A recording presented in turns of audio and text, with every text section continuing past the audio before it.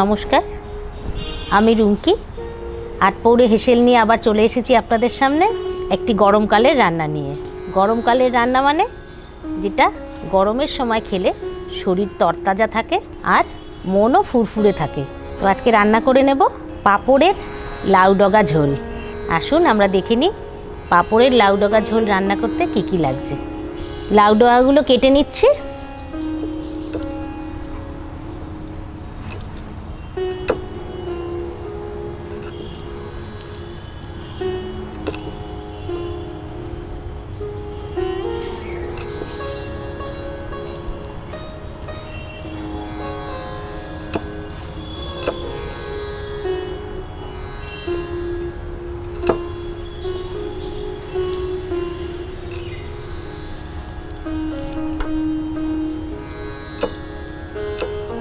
এটা ছুরি দিয়েও কাটা যায়, কিন্তু আটপৌরে হেসেল তো সাবেকি জিনিসই দেখাতে হবে, তাই আমি বটি দিয়ে কাটছি।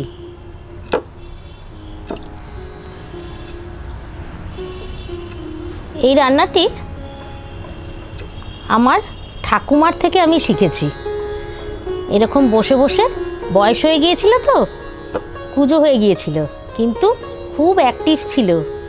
আমার মাকে তরকারি কেটে দিত, তো এরকম বসে বসেই ঠাকুমা মাকে সব আনাজপাতি কেটে দিত।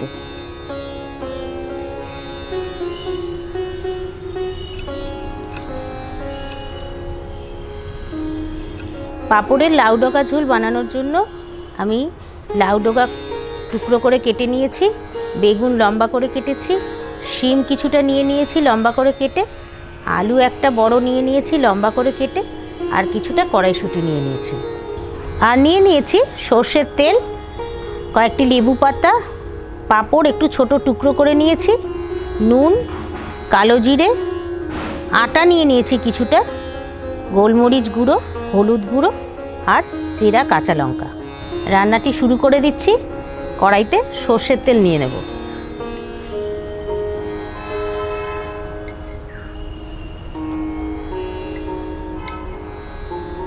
তেল একটু বেশি করে নিচ্ছি, পাঁপড়গুলো ভাজা হবে তো।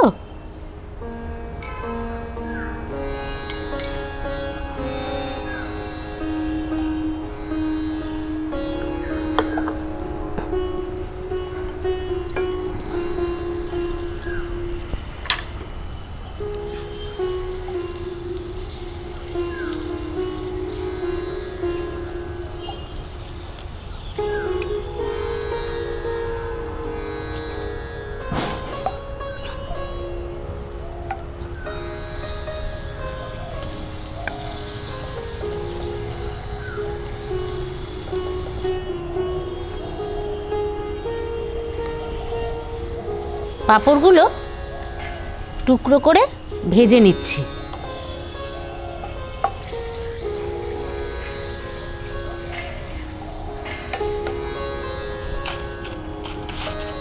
পাঁপড়গুলো ভেজে তুলে নিলাম।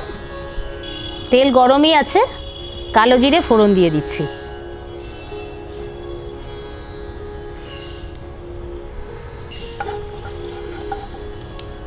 কালো জিরে ভাজা ভাজা হয়ে গেছে, এবার আলুগুলো দিয়ে দেব। শিমের টুকরোগুলো দেব,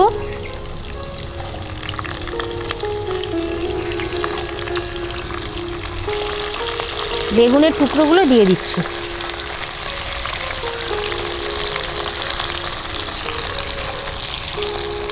লাউ শাক দিয়ে দিচ্ছি।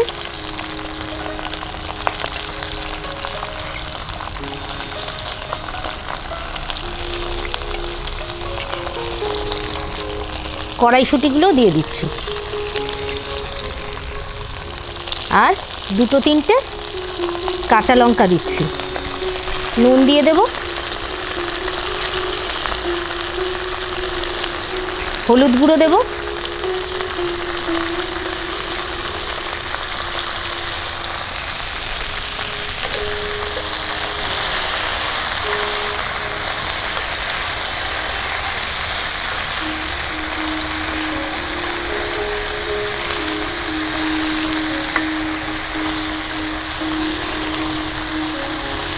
এবার ঢাকনা বন্ধ করে দেব সবজিটা যাতে মজে আসে।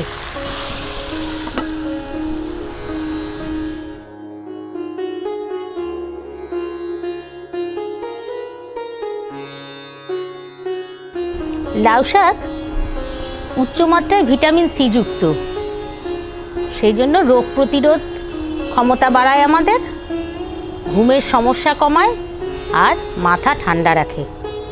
লাউ শাকে প্রচুর ফাইবার আছে, কোষ্ঠকাঠিন্য দূর করে আর শরীরকে তরতাজা রাখে।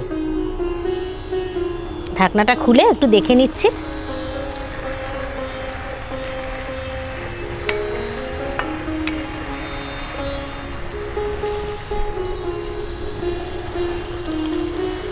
সবজিটা মোটামুটি মজে এসেছে।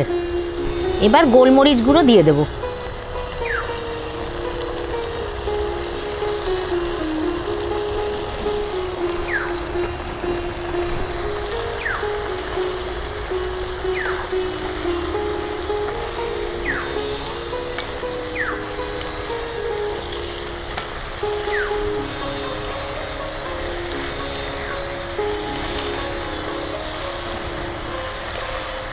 এটা কিন্তু একদম হালকা মশলায় আর খেতেও খুব সুস্বাদু হয়, আর শরীরের পক্ষে তো অবশ্যই ভালো। আবারও একটু ঢাকা বন্ধ করে দিচ্ছি। 5 মিনিট পরে ঢাকনা খুলব।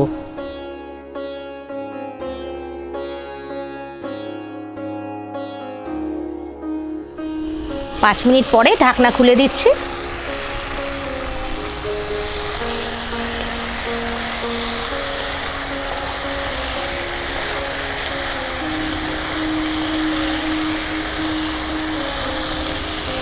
আর একটু হলুদ দেব,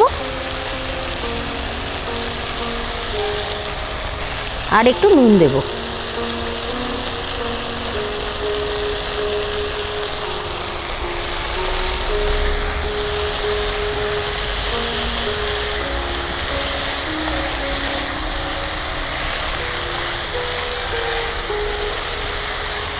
আমিষ রান্না তো সকলেই ভালোবাসে, বিশেষ করে ছোটরা আমিষ ভীষণ পছন্দ করে।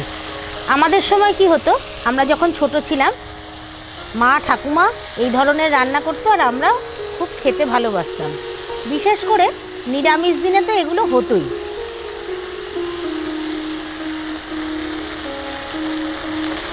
সবজিটা মজে গেছে, এবার জল দিয়ে দিচ্ছি।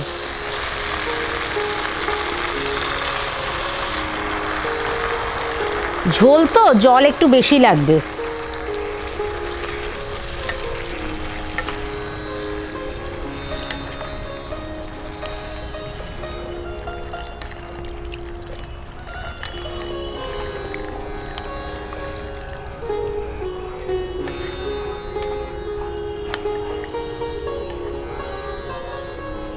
পাঁপড়ের আপনাদের কাছে যদি আরও কিছু রেসিপি থাকে অবশ্যই আমাকে জানাবেন, আমি চেষ্টা করব।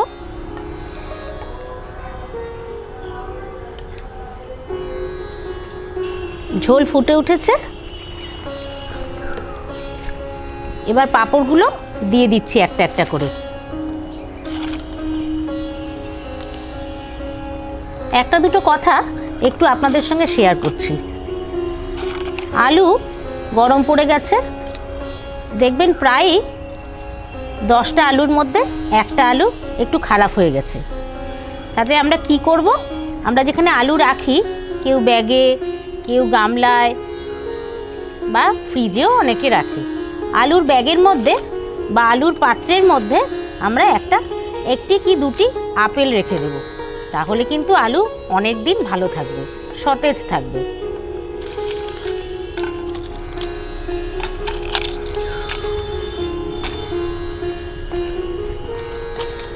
পাঁপড়গুলো দিয়ে দিলাম।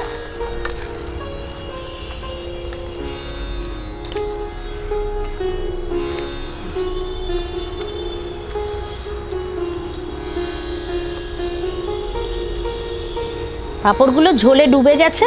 পাঁপড় দিয়ে কিন্তু ফোটাবো না, তাহলে একদম নরম হয়ে গিয়ে খেতে খুব খারাপ লাগবে। গ্যাস বন্ধ করে দিচ্ছি। তৈরি হয়ে গেছে পাঁপড়ের লাউডোগা ঝোল। এবার লেবু পাতা দিয়ে পরিবেশন করে দেব। লেবু পাতাটা পরে দেওয়ার অর্থ গন্ধরাজ লেবুর একটা দারুণ গন্ধ আসবে আর খেতেও খুব ভালো লাগবে। ঢাকনা বন্ধ করে আমি 5 মিনিট রেখে পরিবেশন করে দিচ্ছি। ঢাকনা খুলে দিয়ে দেখে নিচ্ছি, একদম রেডি পাঁপড়ের লাউডোগা ঝোল। ভাত দিয়ে খেতে কিন্তু খুব ভালো লাগবে।